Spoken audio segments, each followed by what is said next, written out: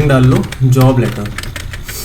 मैंने आप लोगों को कई बार बताया है कि जब भी हम कोई राइटिंग सेक्शन की कंपोजिशंस कर रहे होंगे तो वहाँ पे हमारे को सबसे पहले क्या फॉलो करना है, अपना ब्लूप्रिंट फॉलो करना है। ठीक है, जो भी हमारा ब्लूप्रिंट होगा हमें उसको फॉलो करना है।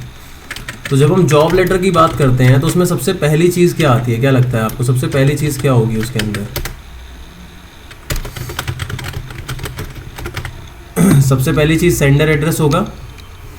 जब भी हम जॉब लेटर करेंगे तो जॉब लेटर के अंदर सबसे पहली जो चीज़ होगी वो होगा सेंडर एड्रेस, क्योंकि जब भी हम कोई फॉर्मल लेटर कर रहे होते हैं तो उसमें सबसे पहले आपका क्या आता है, सेंडर एड्रेस आता है। ठीक है, और ये चीज़ भी आपको हमेशा ध्यान रखनी है कि जब भी हम लेटर कर रहे हैं या कोई भी चीज़ कर रहे हैं, राइटिंग सेक्शन की कोई भी कंपोजिशन कर रहे हैं, ठीक है, तो वहाँ पे अगर कोई चीज़ हमें क्वेश्चन में गिवन नहीं होती तो वो हमें खुद अज्यूम करनी होती है। सेंडर एड्रेस मतलब जो लिख रहा है, जो जॉब के लिए अप्लाई कर रहा है, तो मोस्ट प्रोबेबली जो केसेस होते हैं उसके अंदर क्वेश्चन के अंदर ही हमारे को सेंटर का एड्रेस गिवन होता है। लास्ट में हमारा नेम गिवन होता है और नेम के साथ हमारा एड्रेस गिवन होता है। ठीक है, और मैंने जब लेटर टू एडिटर आप लोगों को कराया था तो उस वक्त मैंने बताया भी था कि हमें सेंडर एड्रेस लिखना कैसे है। अब हम बात करते हैं दोस्तों रिसीवर्स एड्रेस की। तो रिसीवर एड्रेस हमारा क्या होगा यहाँ पे? रिसीवर एड्रेस हमारा होगा बेसिकली उस कंपनी का नेम। जब भी हम जॉब लेटर लिख रहे हैं, जॉब के लिए अप्लाई कर रहे हैं, तो हम जिस कंपनी को जॉब के लिए अप्लाई कर रहे हैं हमें उसका एड्रेस लिखना है। लेकिन साथ के साथ हमें रिसीवर एड्रेस में क्या करना होता है, डेजिग्नेशन देना होता है। डेजिग्नेशन का मतलब ये होता है, फॉर एग्जाम्पल अगर आप जॉब के लिए अप्लाई कर रहे हो तो उस पॉइंट ऑफ टाइम पे आप उस कंपनी के मैनेजर को अप्लाई कर रहे होगे, ठीक है, या फिर आप कंपनी के डायरेक्टर को अप्लाई कर रहे होगे, तो आपको डेजिग्नेशन भी वहाँ पे मेंशन करना पड़ेगा। ठीक है, अभी मैं लिख के बताऊंगा, डोंट वरी। इसके बाद आएगा हमारा क्या, सब्जेक्ट। तो जब हम सब्जेक्ट लिखते हैं तो क्या लगता है जॉब लेटर के अंदर हमारा क्या सब्जेक्ट आएगा, what do you think?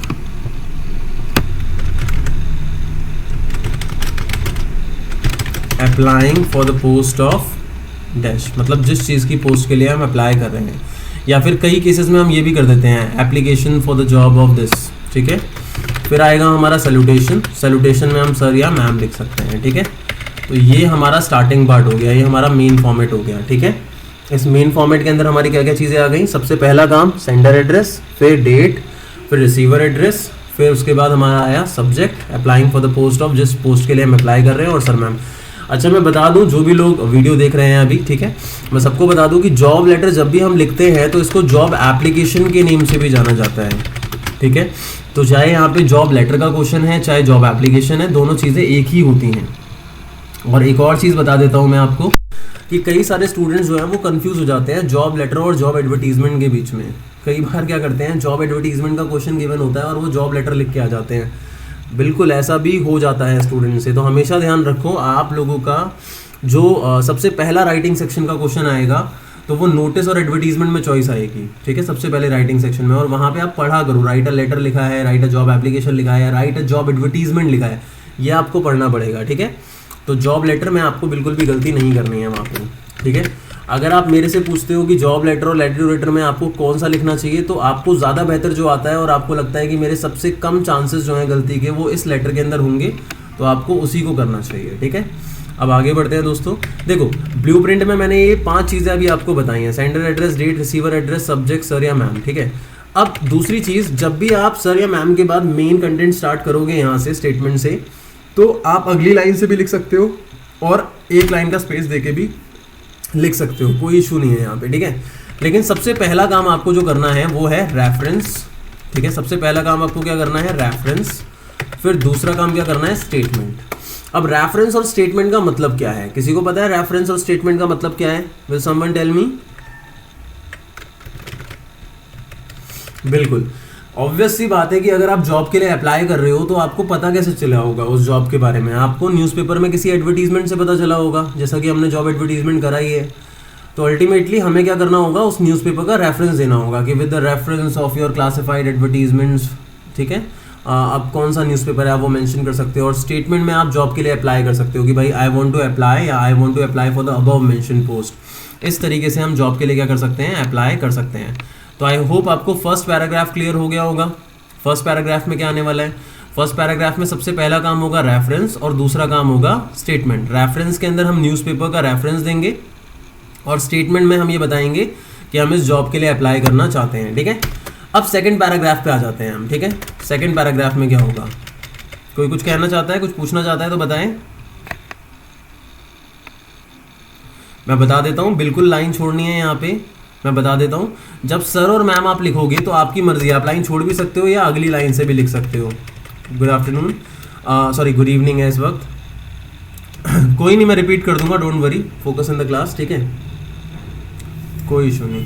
Content जो है वो एक लाइन का स्पेस छोड़ के आपको लिखना होगा, ठीक है। इसमें आपको मेनली 3 चीज़ों की बात करनी है। एक तो अपनी क्वालिफिकेशन की बात करनी है, दूसरा आपको क्वालिटीज़ की बात करनी है, और तीसरा आपको एक्सपीरियंस की बात करनी है, ठीक है। Qualification, qualities, experience. अब आप ये सोचोगे कि सर हम जॉब लेटर जब लिखते हैं तो जब हम जॉब एप्लीकेशन करेंगे तो जॉब एप्लीकेशन के साथ हमें बायोडाटा भी, जो बायोडाटा कहते हैं या रिज्यूम कहते हैं, सीवी भी कहते हैं कई जगह पे, तो वो भी तो अटैच करना है। वहाँ तो अपनी क्वालिफिकेशन हम मेंशन करेंगे ही, तो यहाँ मेंशन करने की क्या ज़रूरत है। तो हमें पूरी क्वालिफिकेशन यहाँ अच्छे तरीके से एलैबोरेट नहीं करनी होती, हमें बस बताना होता है कि we are first division holder, ताकि भाई वहाँ पे हमारा एक अच्छा इंप्रेशन क्रिएट हो सके एप्लीकेशन के अंदर ही, क्योंकि बंदा बायोडाटा पे तो बाद में जाएगा, है ना। तो क्वालिफिकेशन में हमें ब्रीफली अपनी क्वालिफिकेशन को थोड़ा सा मेंशन करना होता है, और जॉब से रिलेटेड हमारी जो क्वालिटीज़ होंगी और हमारा जो एक्सपीरियंस होगा वो भी यहाँ पे मैटर करता है। कैसे लिखना है ये सब मैं बताऊँगा, चिंता करने वाली कोई बात नहीं है, ठीक है। तो आई होप आपको यहाँ तक समझ में आ गया होगा हमारा फर्स्ट पैराग्राफ क्या होगा और सेकंड पैराग्राफ के अंदर हमें किन चीज़ों के बारे में बताना है, ठीक है। अब हम बात करते हैं दोस्तों थर्ड पैराग्राफ की, ठीक है। देखो, अगर मेरी पर्सनल सजेशन मानो तो जॉब लेटर आप तभी करो जब आपको लगता है कि आप थोड़ा स्पीड अप करके लिख सकते हो, थोड़ा तेज लिख सकते हो, क्योंकि जॉब एप्लीकेशन में क्या होता है, बायोडाटा भी लिखना पड़ता है। लेकिन अगर मैं गलतियों की बात करूं तो गलतियों में कम चांसेस जॉब लेटर के अंदर होते हैं, क्योंकि आप क्या कर सकते हो, जॉब लेटर में एग्जैक्टली लाइन लर्न कर सकते हो कि भाई ये लाइन मैंने लर्न कर ली और इनको मैं मैक्सिमम यूज कर सकता हूं जॉब लेटर को लिखते हुए, चाहे कोई भी सिचुएशन आ जाए, कोई भी क्वेश्चन आ जाए। लेकिन लेटर टू एडिटर में क्या होता है, हमें सेल्फ कंपोजिशन करनी पड़ती है, तो एट द एंड ये आपको ही सोचना पड़ेगा। If you think that you are good at grammar and you are not going to commit any kind of mistake while writing, so obviously you can go for letter to editor और even job letter you can do. But if you think that कि भाई मेरी गलतियां होती हैं, तो at that time you must do what job letter, ठीक है। अब हम बात करते हैं एनक्लोजमेंट की, और दूसरा हम बात करते हैं एनक्लोजमेंट, वेट अ मिनट, अटैचमेंट लिख देते हैं, अटैचमेंट, ठीक है। और दूसरे नंबर पे हम किस चीज की बात करेंगे, let's see, wait a minute, ठीक है, अटैचमेंट और आस्किंग फॉर इंटरव्यू, ठीक है, ये पॉइंट है हमारे अटैचमेंट। अब देखो अटैचमेंट का मतलब क्या है, देखो जब भी हम जॉब लेटर लिख रहे हैं आप इस बात को समझने की कोशिश करो कि हम खाली जॉब के लिए अप्लाई नहीं कर रहे थे, हम मेनी पीपल हुआ अप्लाइंग। तो जब हम बात करते हैं कि यार हम जॉब लेटर लिख रहे हैं, तो हमारा मेन पर्पस क्या होता है जॉब एप्लीकेशन लिखने का, हमारा मेन पर्पस होता है दोस्तों कि जॉब लेटर लिखने के बाद हमारी जो एप्लीकेशन है वो सिलेक्ट हो और फिर हमें इंटरव्यू के लिए बुलाया जाए, क्योंकि सबसे पहला काम हमें इंटरव्यू पे नहीं जाना, ठीक है। हमें एप्लीकेशन ड्राफ्ट करनी है कि भाई मेरी ये क्वालिफिकेशन है, ये मेरा बायोडाटा है, अगर आपको लगता है मैं अप्रोप्रिएट हूँ तो मुझे इंटरव्यू के लिए कॉल आएगी, है ना।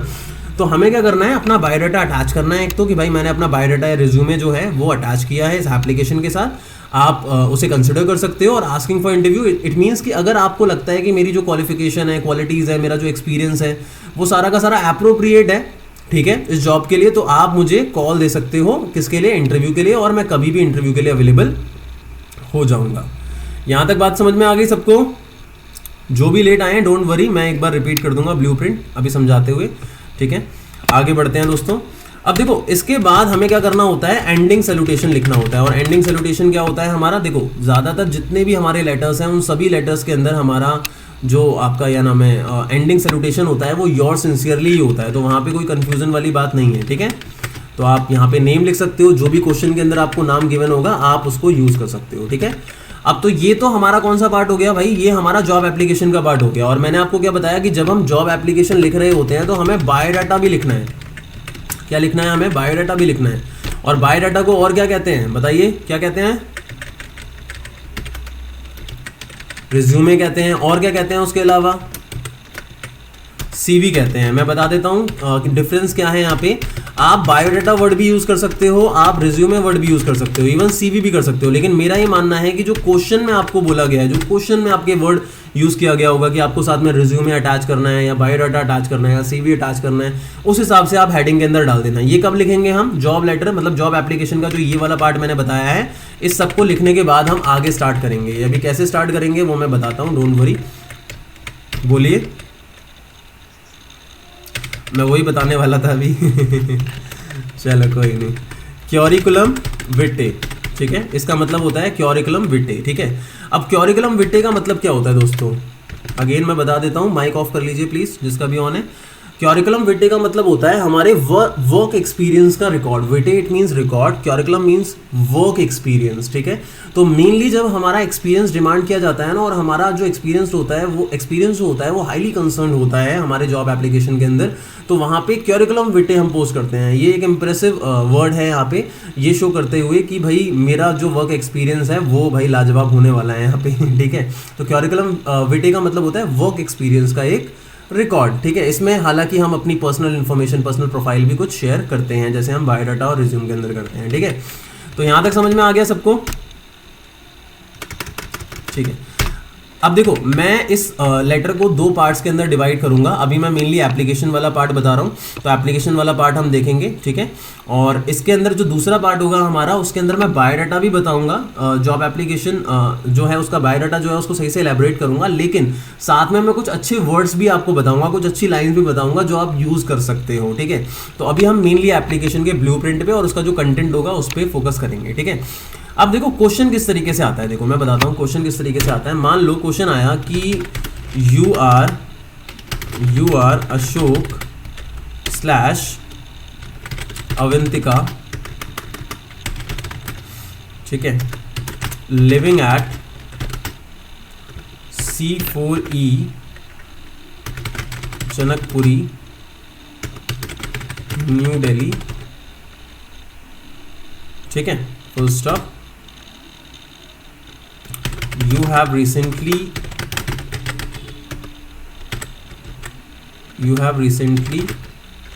gone through an advertisement, classified advertisement भी यहाँ लिखा हो सकता है, through an advertisement in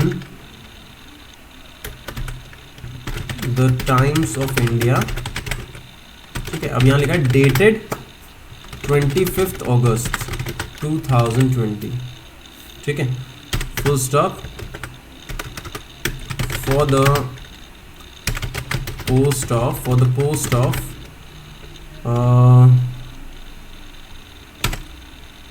HR manager in Ranbaxy Private Limited, full stop. You have a good experience for the same post, full stop. Write an application and apply for the job. Also attach a resume holding your work profile, मतलब experience भी मांगा गया है, ठीक है। यहां तक समझ में आ गया सबको? क्वेश्चन क्या है? अच्छा, कोई मुझे ये बताएगा HR मैनेजर कौन होता है? जो रिक्रूटमेंट करता है, स्टाफ सिलेक्शन करता है, एक तरीके से कह सकते हैं हम, ठीक है।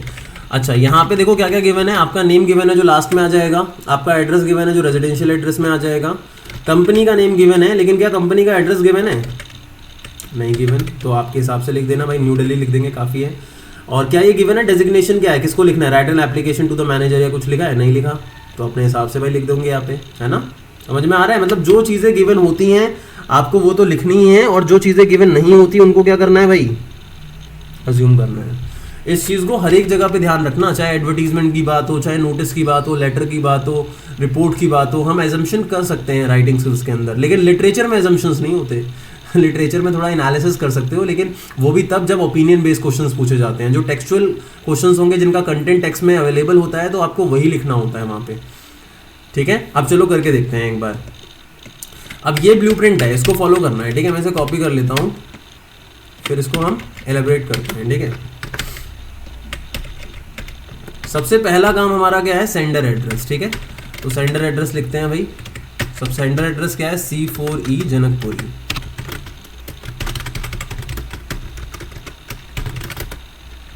अगर हम चाहें तो यहाँ कॉमा डाल के न्यू दिल्ली इधर भी लिख सकते हैं, ऐसी कोई दिक्कत नहीं है, ठीक है। अब आगे चाहें तो यहाँ पे भी लिख सकते हैं, ठीक है। अब डेट पे आते हैं। डेट मैंने आपको बताया था। अब देखो यहाँ पे क्वेश्चन में, देखो क्वेश्चन में डेट गिवन है यहाँ पे कि भाई तुमने जो एडवर्टीजमेंट पढ़ा है वो इस डेट का पढ़ा है, 25 अगस्त 2020 का एडवर्टीजमेंट पढ़ा है। तो क्या लगता है यहाँ पे कौन सी डेट आएगी? इससे आगे की या इससे पहले की? आगे की आएगी, क्योंकि अगर जिस दिन एडवर्टीजमेंट आया है उसके बाद ही तो मैं अप्लाई करूंगा। तो मोस्ट प्रोबेबली मान लेते हैं 26 को अप्लाई कर रहा हूँ मैं, है ना, ऐसा कुछ हो सकता है। ठीक है, अब भाई रिसीवर एड्रेस लिख देंगे हम। हाँ बोलो, लिख सकते हैं, ऐसी कोई दिक्कत नहीं है। 25 तारीख का एडवर्टीजमेंट है तो 25 की भी लिख सकते हैं, मतलब इसके बाद की हो सकती है या सेम डेट की हो सकती है, लेकिन इससे पहले की नहीं हो सकती। कहने का मतलब ये है। इवन कई बार बच्चे क्या करते हैं, उनको आदत होती है इस चीज़ की कि भाई जिस दिन वो लेटर लिख रहे हैं उसी दिन की डेट डाल दें, तो उस टाइम पे वो दिक्कत हो जाएगी। ठीक है, फिर काफ़ी लंबा गैप आ गया ना। तो ये जो क्वेश्चंस होते हैं इस तरीके के, जहाँ डेट्स, कोई फैक्ट, कोई फिगर गिवन होता है, वो इन्हीं चीज़ों के लिए होता है। आपको ज़रूर इसको कंसिडर करना पड़ता है। ठीक है, तो यहाँ तक समझ में आ गया। अब मैंने आपको बताया था सबसे पहला काम हो गया सेंडर एड्रेस। जॉब लेटर लिखते हुए सबसे पहला काम सेंडर एड्रेस, फिर डेट, फिर रिसीवर एड्रेस लिख रहे हैं हम, है ना। अब ये आ गया applying for the post of, क्या आएगा? HR manager. ठीक है, ये हो गया भाई। अब क्या चीज़? हाँ लिख सकते हैं। देखो और एक और चीज़ लिख सकते हैं, application for the job of HR manager.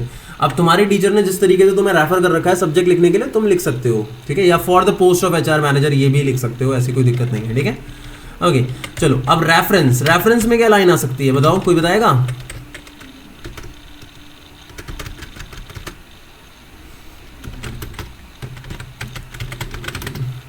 ये भी लिख सकते हैं, जो मैंने आपको टॉपर्स मैन्युअल में दे रखा होगा, with the reference of your advertisement publish in the classified columns of the Times of India. इस तरीके से भी लिख सकते हैं, या ये भी लिख सकते हैं, response to your advertisement published in the classified columns of the Times of India. बोलिए कौन कुछ कहना चाहता है कोई?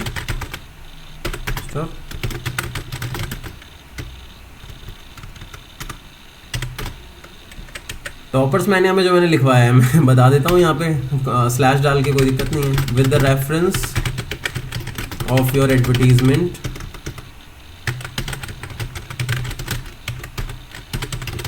हाँ वो भी लिख सकते हैं। With the reference to the context का मतलब वही है जो एडवर्टीजमेंट में कॉन्टेक्स्ट है, वो भी लिख सकते हैं। ठीक है, with the reference of your advertisement published in the, बोलिए,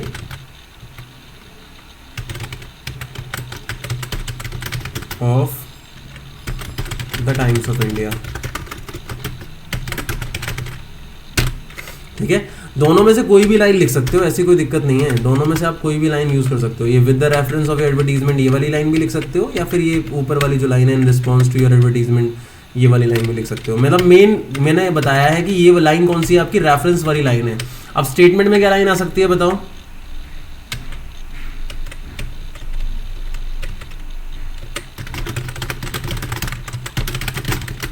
और द अबव मेंशन पोस्ट। हाँ HR मैनेजर भी लिख सकते हैं, लेकिन हमने ऊपर सब्जेक्ट में मेंशन कर दिया है तो मैं अबव मेंशन पोस्ट लिख दूंगा। इसका मतलब भाई वही वाली पोस्ट हो गई ना। ठीक है, ये हो गया आपका फर्स्ट पैराग्राफ। ठीक है, अब फर्स्ट पैराग्राफ, अब ये ध्यान रखना है ये एक लाइन लिखनी है कोई, मैंने दोनों यहाँ मेंशन कर दी हैं उनके कहने पे स्लैश डाल के, लेकिन एक लाइन आएगी यहाँ पे कोई। ठीक है, दोनों में से या तो विद द रेफरेंस से आएगी या इन रिस्पॉन्स से आएगी। ठीक है, अब क्वालिफिकेशन हमें लिखनी है तो क्वालिफिकेशन हम लिख सकते हैं, और एक और चीज़ स्पेस छोड़ना है और अगले यहाँ से लिखना है हमें, इस जगह से। ठीक है, पहले हम ऐसे करते थे, इस जगह से कर लेते थे। ठीक है, मैंने नोट्स में भी इसी तरीके से दे रखा है, लेकिन हमें क्या करना है, एक लाइन का स्पेस छोड़ना है। ठीक है, और फिर करना है यहाँ पे। आई होप आपको समझ में आ रहा होगा ये। ठीक है, आई एम फर्स्ट, क्योंकि लेटेस्ट जितने भी सैम्पल पेपर्स आए हैं उसके अंदर इस तरीके से मेंशन है, आई एम फर्स्ट डिवीजन होल्डर इन। अब भाई ये यहाँ पे स्ट्रीम लिखनी है हमारे को, कौन सी स्ट्रीम है? तो HR मैनेजर के लिए what do you think, what should be the appropriate stream? Commerce.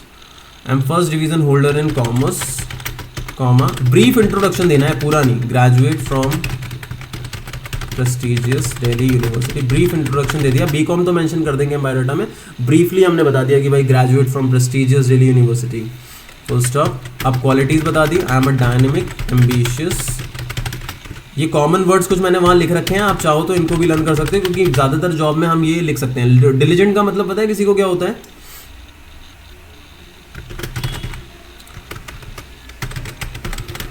मैं बता देता हूँ, लॉयल टुवर्ड्स वर्क, जो काम को लेके बहुत लॉयल होता है ना, आप कह सकते हो रेगुलर काम करता है या हार्ड वर्किंग। मतलब डिलीजेंट एक क्वालिटी है जो काफ़ी सारी चीज़ों में हम कंसिडर कर सकते हैं। Diligent and straight forward person with good command over क्या, बताओ? इंग्लिश। और अगर चाहे तो प्लीजिंग पर्सनालिटी कुछ जॉब्स में लिख सकते हैं। अब यहाँ पे आपके ऊपर है, आप लिखना चाहते हो तो लिख दो। और स्पेशली एचआर मैनेजर की क्या क्वालिटी होनी चाहिए, क्या लगता है आपको?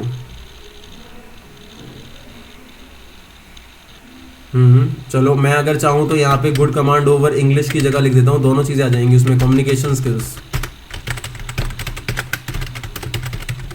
ठीक है, और कुछ?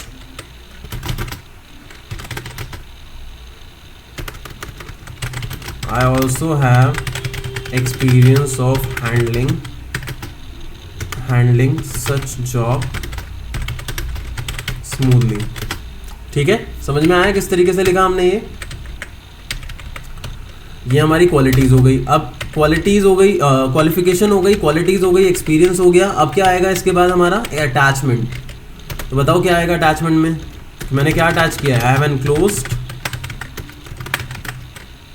my biodata, I have enclosed my biodata। क्या आएगा आगे? विद द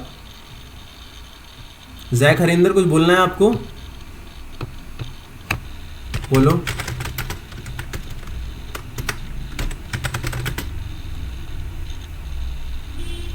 वैसे तो ग्रामेटिकली एक्यूरेट है, यहाँ स्मूथली हमने एज एन एडवर्ब यूज कर लिया है, लेकिन अगर आपको ये नहीं लिखना तो आप किसी दूसरे तरीके से लिख सकते हो। आई ऑल्सो होल्ड एक्सपीरियंस लिख दो, ये ठीक लग रहा है? Experience, I also hold experience of handling such job. देखो इस बात को समझो, ये ना डिपेंड मार्क्स पे करता है। जब भी हम लिख रहे होते हैं तो ये मार्क्स पे डिपेंड करता है। फॉर एग्जाम्पल यहाँ पे 5 मार्क्स का ये क्वेश्चन है, तो ज़्यादातर जितने भी आपके 5 से 6 मार्क्स के क्वेश्चन है वो 120 to 150 वर्ड्स तक जाते हैं मैक्सिमम। हालांकि ये क्वेश्चन जो है वो 120 से 130 वर्ड्स में आराम से हो जाएगा, कोई बड़ी चीज़ नहीं है। और जब भी हम वर्ड लिमिट कंसिडर करते हैं तो हम प्रेपोजिशंस, आर्टिकल्स, एंड द और इन सबको कंसिडर नहीं करते। I also hold experience of handling such job. Is it good? Can we write this simply? ठीक है, चलो। I have enclosed my biodata, attach भी लिख सकते हैं या रिज्यूम वर्ड भी यूज कर सकते हैं। वहाँ रिज्यूम बोला था ना, I think. I have enclosed my resume, बोलिए। दोनों लिख दो, ज़्यादा बेटर है, लेकिन अगर चाहो तो सर भी लिख सकते हो या सिर्फ मैम भी लिख सकते हो, ऐसी कोई दिक्कत नहीं है। लेकिन अगर वहाँ कोई मेंशन है कि भाई इस बंदे को कर रहे हैं तो उसके हिसाब से फिर हमें लिखना पड़ेगा। ये थोड़ा सा कंफ्यूज करने के लिए दे देता है बस, ठीक है? क्या चीज़? रिस्पेक्टेड वर्ड यूज़ करने की हमें कोई ज़रूरत नहीं है यहाँ पे, ऐसा फिक्स नहीं है, कंपल्सरी नहीं है, ठीक है? हालांकि कुछ टीचर्स बोल देते हैं रिस्पेक्टेड सर या मैम लिख दो, लेकिन वो थोड़ी एप्लीकेशन, स्कूल वाली एप्लीकेशन की फीलिंग आती है वहाँ पे तो। और फीलिंग की भी बात नहीं है यहाँ, इंपॉर्टेंट मेन बात है कि यू नो फॉर्मेलिटी में इतना ज़्यादा फॉर्मेलिटी की ज़रूरत नहीं है हमें जॉब एप्लीकेशन के अंदर अभी। In case my application is selected full stop then I can be available for the interview at any time, ठीक है? As per your convenience. आगे चाहे तो ये भी लिख सकते हैं हम। अब ये भाई यहाँ पे आएगा योर्स सिंसियरली। अच्छा ये भी ध्यान रखना, कई सारे बच्चे जो हैं वो योर्स सिंसियरली ऐसे लिखते हैं, योर्स में एपोस्ट्रोफी दे देते हैं ऐसे, ये गलत हो जाएगा। ये योर्स जो है ये पॉसेसिव प्रोनाउन है बेसिकली, ठीक है? यहाँ पे हमारा जो ये यूज़ हो रहा है एक डिफरेंट पर्पज से यूज़ हो रहा है, तो यहाँ योर्स में एपोस्ट्रोफियस नहीं आएगा, इस चीज़ का ध्यान रखना है। हाँ जैक बोलो।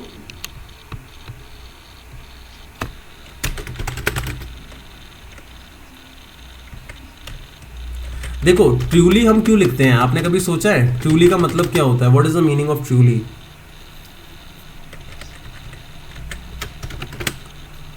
ऑब्वियसली, बिल्कुल सही कहा आपने, लेकिन ये योर्स ट्रूली जो होता है वो ज़्यादातर प्रॉब्लमेटिक केसेस में आता है, जब हम किसी प्रॉब्लम को डिस्कस कर रहे होते हैं कि जो मैं अगर कंप्लेन कर रहा हूँ, फॉर एग्जांपल मैं कंप्लेन कर रहा हूँ कि भाई ये हो गया, ऐसा हो गया। ज़्यादातर रिप्लेसमेंट लेटर नहीं आते थे जो आपके, इसके अंदर हमें कोई गैजेट खराब हो गया, उसे रिप्लेस कराना है वारंटी के अगेंस्ट, गारंटी के अगेंस्ट, तो भाई what ever the information is provided by me is completely true, इसलिए हम योर्स ट्रूली लिखते हैं, ठीक है। लेकिन सिंसियरली में हम अपना सिंसियरिटी शो करते हैं उस चीज़ को लेकर। तो जॉब लेटर के अंदर तो वैसे ही आना चाहिए योर सिंसियरली, हम सिंसियरिटी शो कर रहे हैं।